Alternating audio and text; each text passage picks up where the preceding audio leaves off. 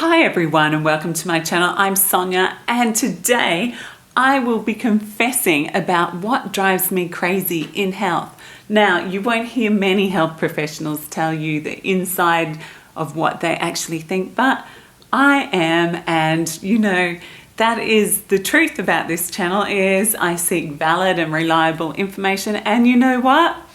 I am confessing secrets that you won't hear. So subscribe, listen up.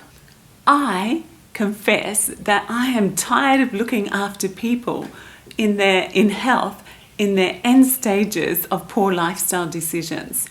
I actually want to be at the forefront of disease prevention by teaching healthy lifestyles, teaching healthy measures that people, everyday people, can put in place that will make them healthier.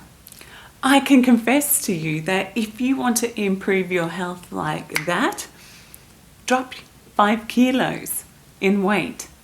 Most people can drop 5 kilos in weight. It improves your blood pressure and decreases your risk of cardiovascular disease. So I have a question for you. Who is responsible for your health? Now, I must confess, I used to think that, the government puts in place regulations for our food industry, for our health industry, and that actually helps determine our long-term health. Well, to a certain degree, this has been the case, but sometimes they take longer to implement procedures and policies than what we as a population should actually be doing. Take, for example, smoking. There was literature, there was studies. We knew smoking was bad for our health. It took a long time for the government to actually implement policies that actually banned smoking from public places and made it socially unacceptable to smoke cigarettes. Now, we know that lung disease, peripheral vascular disease, exacerbation of asthma, all these things are caused by smoking cigarettes. Now, does this transfer to the new trend of vaping? Well, I'm pretty sure that if you can vape and inhale, it also affects your health too. So what I'm saying is often government and policy procedures have a lag time and they aren't responsible for your health. You are responsible for your health. This is what I've come to realize. Instead of, taking action in other ways, somehow you as an individual have become responsible for looking after your health and having the knowledge to do so. So that is why it's so important to have the information that is available from literature and resources that you can glean and put into action. So if you're responsible for your health, it's not your girlfriend, it's not your wife, it's not your partner. Is it your GP? Well, if you're seeing a GP regularly, they can help assist you in your health decisions and they should be advising you and partnering with you to be more healthy. Is it your workplace? Well, hopefully your workplace values the health. They certainly value prevention of risks and falls and other injuries. Should they be interested in your health? Well, yes, they should. So we know that your health is your decision. So what are you going to do? You have many choices every day. The time you get up, what you have for breakfast, what you do throughout your day, whether you go for a walk, whether you go to work, whether you take a sickie, whether you go out with your friends, whether you go to the movies, what you eat for dinner, what time you go to bed, how much time you spend on your devices scrolling is all your choice.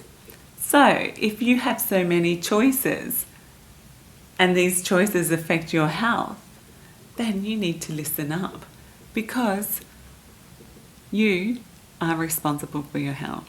So I'm confessing to you that if you want to live a healthy life, then it's only you that can actually implement strategies to go about doing that. If you want to prevent disease, if you want to live a more healthy life, if you want to be healthy in your old age, you need to be doing things now, because I have had a front view of the health industry. I have worked in the health industry for 34 years. I have seen the effects of people's decisions in 20 to 30 years' time, even less than that, 10, 20, 30 years' time. I see what people haven't done and what they look like. And I know that if different choices had been made earlier, then what I see now would not have happened. So, you can live a lifestyle that includes drinking lots of caffeine and smoking cigarettes and being stressed and dealing with your stress in this way. But what are you going to look like in 10 years? What disease process will you have on board? What cardiac event will you have experienced? This is all part of health. This is all part of health promotion and disease prevention. So what you decide to and how you decide to live your life will determine how much you get to enjoy your life. So for some of us, making a clean sweep of, say, maybe what we're eating is easy. But for others of us who may be addicted to sugar or processed foods, this is much harder. And, baby steps which actually accumulate. And so incorporating different things in our lives in a slow and measured way is often a good way to implement things. However, if you want truly a transformative experience, then sometimes going and diving whole in to a specific lifestyle measure is a great thing, and you will see the benefits clearly. My confession is that I was not as healthy as I could have been. I thought I was eating healthfully, but now I am eating more healthfully. I have learned information. I do time-restricted eating. I eat from a Mediterranean diet predominantly, which is salmon or fish and lots of whole plant-based diets, nuts and legumes. It is great. I don't feel like I miss out, and it's not difficult. I don't have to look at things, I can't eat that, I can't do that. I have cut out dairy products like milk. I have changed them to a plant-based milk like almond milk. My yogurt's a coconut yogurt. I have decreased the amount of coffee that I drink. I time limit my caffeine intake so that I can sleep well at night. I move more. So these are the things that I have implemented in my life that make me healthier. And the thing is, they're not difficult. You can do it as well. We think about, and I confess, we don't think about the effect that growing huge amounts of food and like palm oil trees, I've seen them, I've flown over them as I have landed in different countries. There's huge plantations of them. If you look at how it affects the planet, clearing land for palm oil trees, for beef grazing and raising cattle so that they could be eaten is a huge other aspect of caring for our planet, which we are part of, which we will get to enjoy, which we may not get to enjoy. So being aware of other issues apart from, our wastefulness in food, not eating or not caring for the food that we actually purchase, not making sure that we eat it in the fridge and it spoils, that is the waste of food. We shouldn't be wasting food. We should be eating what we have. So wastage of food, clearing of our planet for raising meats of cattle, lambs, chickens, all those things are things that I am aware of, and you should be too. Here in Melbourne last year, I was invited by a friend to go to a vegan exhibition in the city. So my husband and I, we went into the city, went into this vegan exhibition. I saw, vegan handbags, vegan scarves, which were made out of organic cotton, all these sorts of things. I saw vegan milks. I saw vegan bars. I saw lots of processed vegan things. I did not see one stall that actually had an abundance of green, whole foods, non-processed foods at that exhibition. And I'm thinking to myself, is this what people think being a vegan or being healthy? Or is this what we think, that we have to buy processed food that says vegan on it? This is not vegan eating. Vegan eating should be about eating whole foods that are plant-based, that come from the ground. And if you can incorporate whole foods, you don't have to be a vegan. Eat from the Mediterranean diet. Best diet. You get to eat so many more, fruits and vegetables. It's like people say, oh, keto's great. Well, keto can be helpful in certain conditions, but it's recommended that it not go longer than 3 months. Plus, how can you sustain that sort of eating? Any diet that you have to stick to makes life difficult. Eat from something that you can continue, that you can feed your family. The Mediterranean diet in blue zones shows that people who eat like this actually live to 100 years old.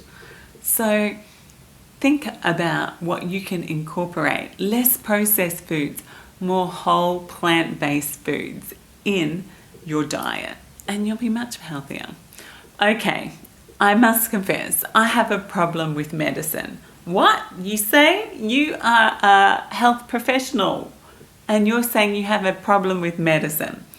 Yes, because I believe that often, and this isn't all the time, but often I believe that, people, the general public, go to their GP expecting to be helped or advised, and instead we are often given tablets for our worries instead of being listened to, coached in different lifestyle treatments that we could actually change and do that would make us healthy rather than taking a pill.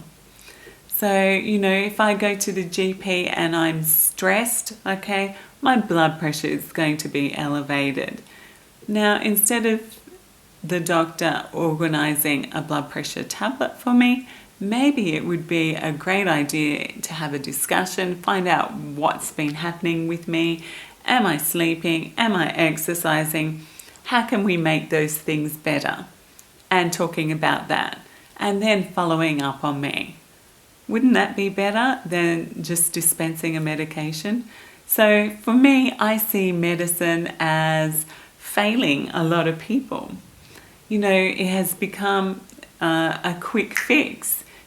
But the thing is, it doesn't need to be like that. And that's why I confess that really looking after your health is ultimately up to you.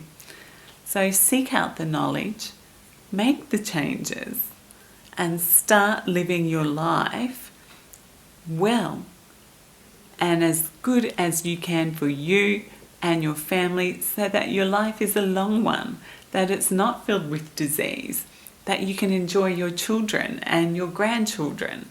And this is my aim for all my viewers. So definitely share it with friends. Write any comments below and give me some ideas as to what you want to have covered in the next few videos. Okay, bye for now.